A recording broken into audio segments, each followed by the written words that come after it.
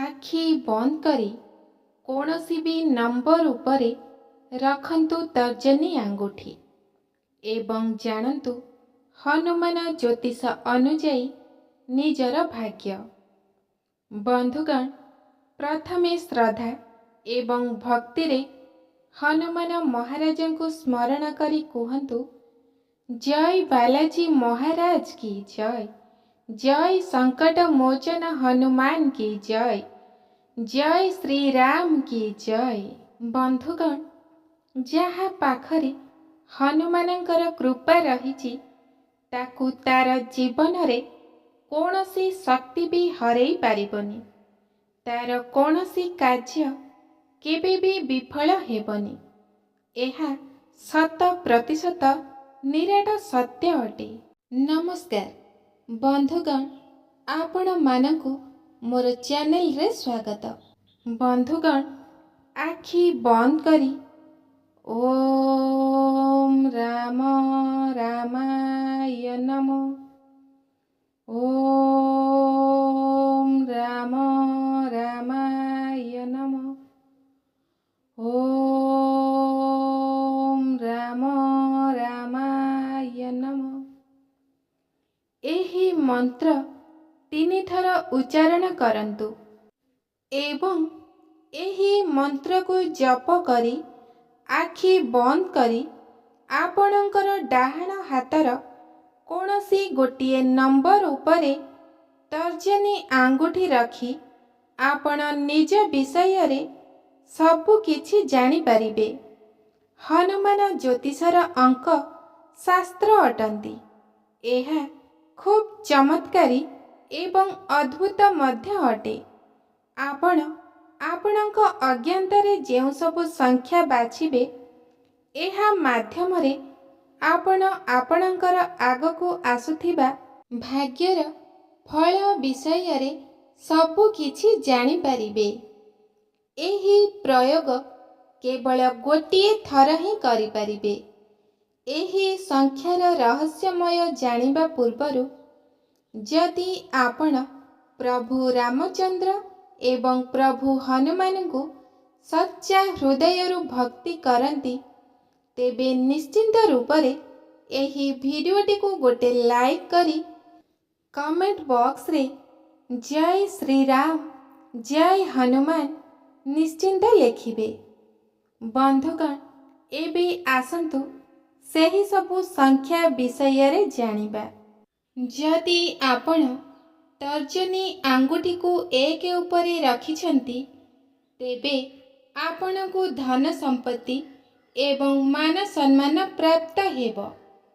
अटकी रहिथिबा धन फेरी पाई पारंती। करज संबंधी समस्या मध्य शेष होई पारे एवं आपणकर अर्थ आसीबार समस्त बाट खोली पारे। आपणक सहित आगामी समय रे शुभ ही शुभ हेबाकू जाउछि। तेबे जदि आपण आंगुठी अंक 2 उपरे रखिछंती, तेबे धन हानि हेबार संभावना रहिछि। तेणु धनर खर्च हेबार कौनसी प्रकारर निष्पत्ति नियंतु नाही। जदि किछि इन्वेस्ट करूछंती, ताहेले भाबी चिंती करंतु। केबे भी काहाकू धार दियंतु नाही। सेही पैसा फेरी पाइबार संभावना बहुत कम अछि। तेणु किछि खर्च करिबा पूर्वरु बड़ मानकर परामर्श नेई करंतु, आपणकर मंगल हेब। तेबे एबे जदि आपण आंगुठी अंक 3 उपरे रखिछंती, तेबे एहा संजोग दिगरे इंगित करुछि। आपणकर कोनसी प्रिय मित्र किंबा बंधुक सहित साक्षात हेई पारे, किंबा अनेक दिन तळु हरे देथिबा किछि जिनिस आपणको हठात प्राप्त होई पारे। आपण जदि कोनसी कार्य पई इंटरव्यू देइचंती, ताहले ताहा आपणको निश्चिंत रूपे सफलता मिलिब। आपणकर लोक संपर्क बढ़िब। ଆପଣ ଯେଉଁ କାର୍ଯ୍ୟରେ ବି ହାତ ଦେବେ ତାହା ନିଶ୍ଚିନ୍ତ ରୂପେ ଆପଣଙ୍କୁ ଶୁଭ ଫଳ ହିଁ ଦେବ। ଆପଣଙ୍କୁ ସମାଜରେ ମାନ ସମ୍ମାନ ସବୁ କିଛି ପ୍ରାପ୍ତ ହେଇପାରିବ। ଆପଣଙ୍କର ଭଲ ଦିନ ନିଶ୍ଚିନ୍ତ ରୂପେ ଆସୁଛି।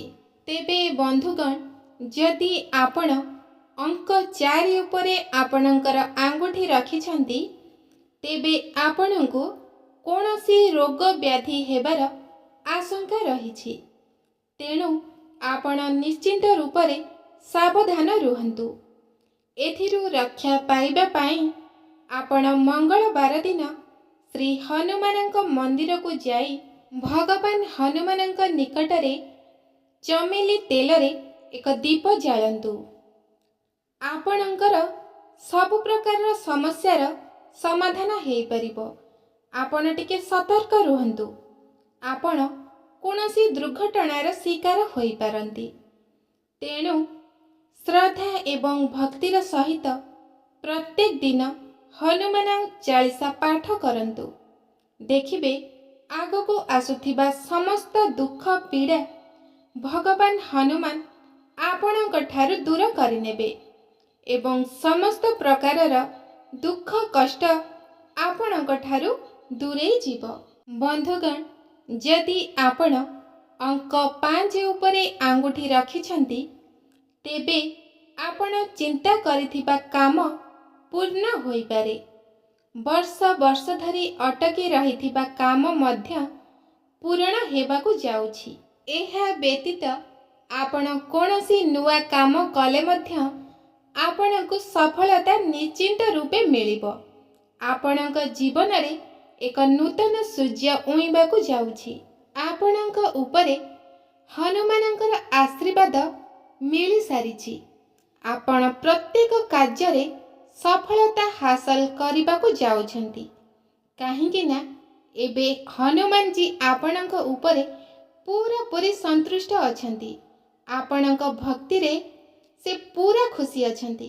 ସେଥିପାଇଁ ଆପଣଙ୍କୁ ବହୁତ କିଛି ଦେବାକୁ ଚାହୁଁଛନ୍ତି। ଭକ୍ତି ଏବଂ ଶ୍ରଦ୍ଧାରେ ଜୟ ହନୁମାନଙ୍କୁ ସବୁବେଳ ପାଇଁ ପୂଜା କରୁଥାନ୍ତୁ।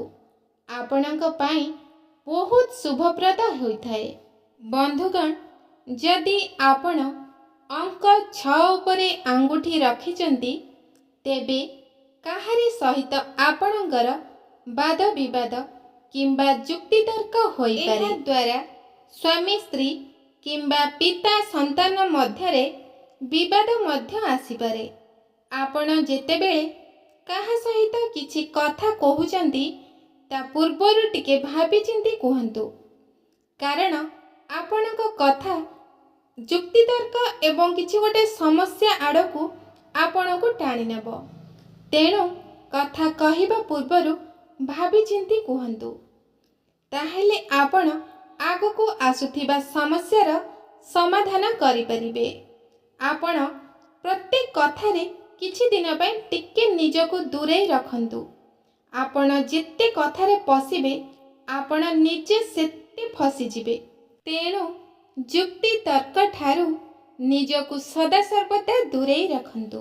ବନ୍ଧୁଗଣ, ଏବେ ଯଦି ଆପଣ ଅଙ୍କ 7 ଉପରେ ଆଙ୍ଗୁଠି ରଖୁଛନ୍ତି, ତାହେଲେ ଜାଣି ରଖନ୍ତୁ ଆପଣଙ୍କୁ ସନ୍ତାନ ସୁଖ ପ୍ରାପ୍ତ ହେବ।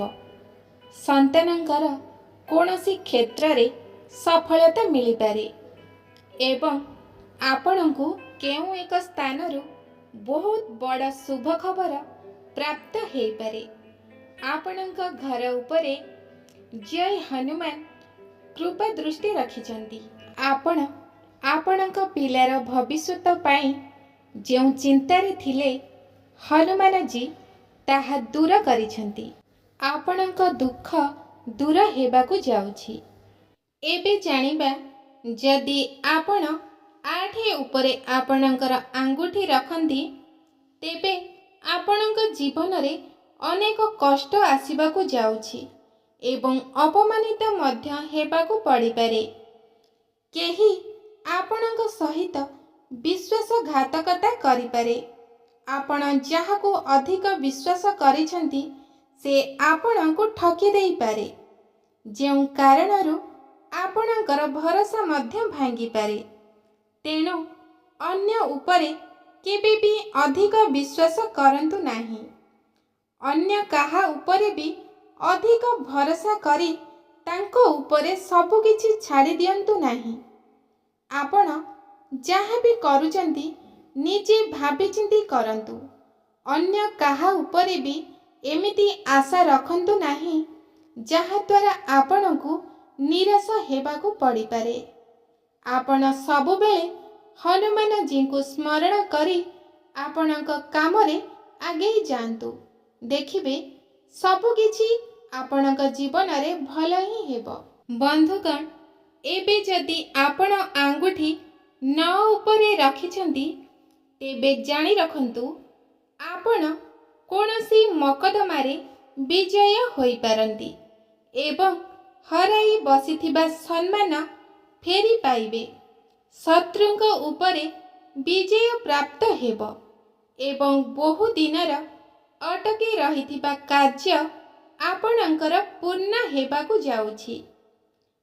ତେବେ ବନ୍ଧୁଗଣ, ଆପଣ ଯାହା କେବେ ବି ଭାବିନଥିବେ ସେମିତି କିଛି ଆପଣଙ୍କୁ ଦ୍ରବ୍ୟ ପ୍ରାପ୍ତ ହେବାକୁ ଯାଉଛି। ଆପଣଙ୍କ ଉପରେ ହନୁମାନ ମହାରାଜାଙ୍କର କୃପା ଦୃଷ୍ଟି ପଡ଼ିସାରିଛି। ଆପଣ ହନୁମାନଜୀଙ୍କର ଆଶୀର୍ବାଦ ପ୍ରାପ୍ତ କରିସାରିଛନ୍ତି। ଆପଣଙ୍କର ସବୁକିଛି କାର୍ଯ୍ୟ ନିଶ୍ଚିନ୍ତ ରୂପେ ସଫଳ ହେବ। ତେବେ ବନ୍ଧୁଗଣ, ଆପଣ ଯାହା ବି କାର୍ଯ୍ୟ କରୁଛନ୍ତି ଭଗବାନଙ୍କୁ ସ୍ମରଣ କରି କରନ୍ତୁ ଏବଂ କେବେ କାହାର ଅମଙ୍ଗଳ ଚିନ୍ତା ନ କରି ଅନ୍ୟର ଖରାପ ନ ଭାବି କରନ୍ତି, ତେବେ ଭଗବାନ ଆପଣଙ୍କର ପ୍ରତ୍ୟେକ କାର୍ଯ୍ୟକୁ ସଫଳ କରାଇବେ। ତେବେ ଆପଣମାନଙ୍କୁ ଏହି ଭିଡ଼ିଓଟି କେମିତି ଲାଗିଲା ଲାଇକ୍, କମେଣ୍ଟ, ସେୟାର କରି ନିଶ୍ଚିନ୍ତ ଜଣାଇବେ ଏବଂ ଆମ ଚ୍ୟାନେଲକୁ ସବସ୍କ୍ରାଇବ୍ କରିବାକୁ ଆଦୌ ଭୁଲିବେନି।